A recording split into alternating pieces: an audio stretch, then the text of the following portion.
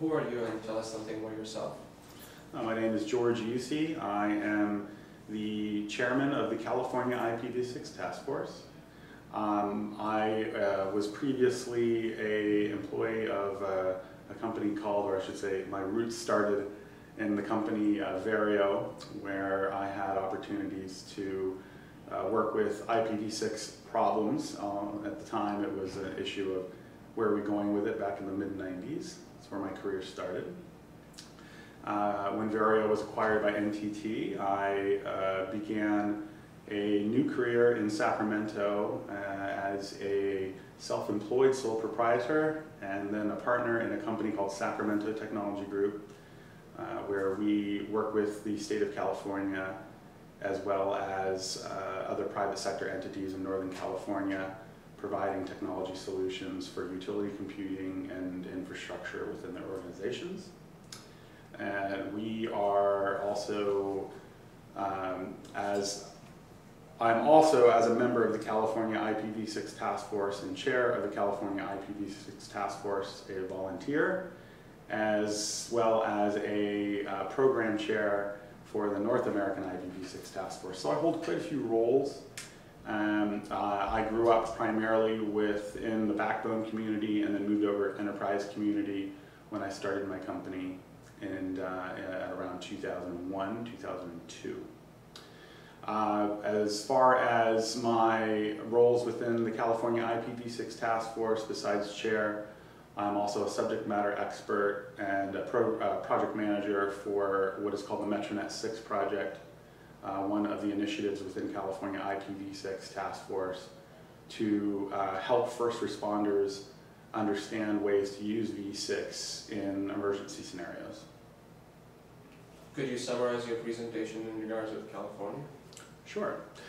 The California V6 Task Force is, and my presentation focused on what essentially is the advocacy of IPv6 by recruiting members that can work locally within their regions in the state of California to gain hands-on experience, whether they work for an enterprise, an internet service provider, a government agency, or if they're generally just as a student interested in IPv6, have that opportunity to meet face-to-face with other engineers, work on labs, and we do that through a range of partnerships. In this particular event, working with gogoNET and the social networking aspect of IPv6, it allows us to reach out to what are potentially new members, and the main reason I'm here today is to recruit new members for the California Task Force, both in the Bay Area as well as to establish a new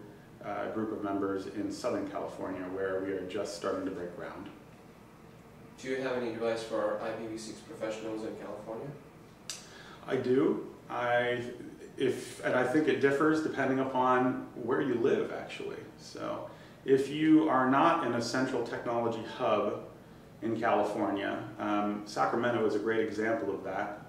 The differences between what is happening in the Bay and in Southern California and here, and as well as in Sacramento, rather, are significant in terms of IPv6 adoption, education, as well as expectation.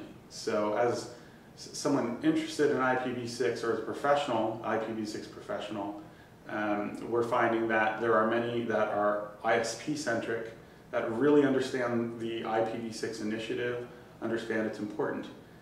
I would say if you are in one of these outskirt areas or not necessarily what we wouldn't necessarily consider as a major technology hub, that you try to understand more about how enterprise organizations are impacted by IPv6. So get down to the end user as well as within a local network environment.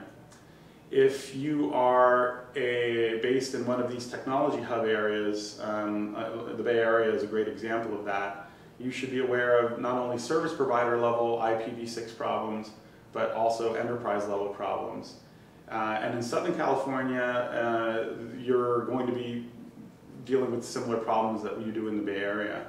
And as we reach further out into more of the remote areas of California, because we have members that are in Redding and Modesto, Fresno, South Lake Tahoe, We are finding that many of them simply don't have the hands-on experience, so our suggestion is that they take some time and visit gogoNET 6 and see about inserting themselves into the social networking aspect of IPv6. That's one of the great tools out there.